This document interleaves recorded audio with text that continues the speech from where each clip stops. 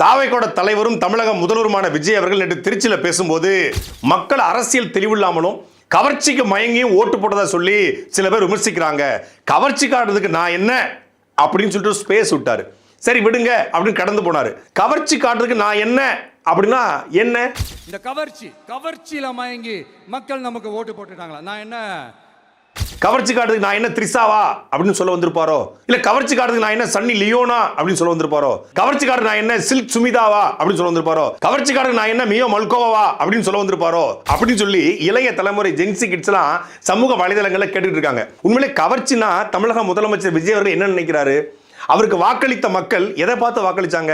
Nelson Mandela மாதிரி விஜய் அவர்கள் 24 வருஷம் ஜெயில இருந்து மக்களுக்காக வந்திருக்காரு அப்படிங்காக வாக்களிச்சாங்களா? இல்ல முத்துராமலிங்க தேவர் காமராஜர் வஉசி மாதிரி மக்களுக்காக போராடி 9 ஆண்டுகள் ஜெயில இருந்திருக்காரு அப்படிங்காக வாக்களிச்சாங்களா? இல்ல பகத்சிங் சுபாஷ் சந்திரபோஸ் போல நாட்டு மக்களுக்காக விடுதலைக்காக போராடி அவர் வந்திருக்காரு அப்படிங்காக வாக்களிச்சாங்களா?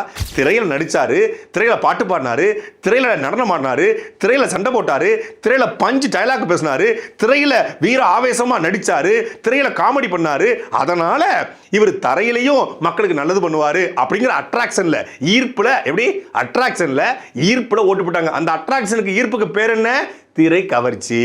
அந்த திரை கவர்ச்சியில மயங்கிதான் மக்கள் ஓட்டு போட்டாங்கிறது ஒட்டுமொத்த மக்களுக்கும் தெரியும். இல்லைன்னா விஜய் அவர்கள் ஏதாவது அரசியல் பரம்பரையிலையோ இல்ல விஜய் அவர்கள் ஒரு வேற ஏதாவது மக்களுக்காக சாதனை செய்து மக்கள் போராட்டத்தில் நின்று வென்று அந்த போராட்டத்தில் மக்களுக்காக நல்லது பண்ணி அரசியலுக்கு வரல. ரொட்டிப்பால் முட்டை திட்டம், விஜய் படிப்பகம், விஜய் பயிலகம் அப்படிலாம் சொன்னாங்க. போன 2024-25 10ஆம் 12ஆம் படிச்ச மாணவ மாணவிகளுக்கு 12 மணி நேரம் நின்றுக்கிட்டு பரிசு பொருளை வழங்கின விஜய் அவர்கள் இந்த ஆண்டு கொடுக்கல. 2024-25 ஏன் கொடுத்தாரு, இந்த வருஷம் ஏன் கொடுக்கறதா இன்னும் அறிவிக்கல அப்படின்னு தெரியல. எனக்கு ஏன் மாமாவை விட விஜய் மாமா தான் பிடிக்கும் அப்படின்னு ஒரு பொண்ணு சிரிக்குது. அதுக்கு பேர் என்ன? எனக்கு விஜய் தான் பிடிக்கும். நான் பார்த்துட்டேன் விஜய்னாவை பார்த்துட்டேன், கொள்ளை அழகு வாவ் அப்படின்னு சொல்றாங்க. அதுக்கு பேர் என்ன? இப்படி பிடிச்சி இப்படி எறியதும் இப்படி கொடுத்து இப்படி எறியதும் அதுக்கு பேர் என்ன சார்? கவர்ச்சி தானே. படத்தோட செம்மலா இருக்கார் சார், சூப்பரா இருக்கார் சார். இந்த மும்தாஜுக்கு வடிவேல் கொடுத்த மாதிரி உங்க கண்ணாடியில நீங்க உள்ள உட்கார்ந்துருக்கும் போது அப்படின்னு முத்தம் கொடுக்குறானே அதுக்கு பேர் என்ன? கவர்ச்சி தானே. கவர்ச்சிக்கு ஓட்டு போடலாம தாவேக்கோட கொள்கையை பார்த்து ஓட்டு போட்டாங்களா? கொள்கை என்னங்கிறது அது எல்லாருக்கும் தெரியும்.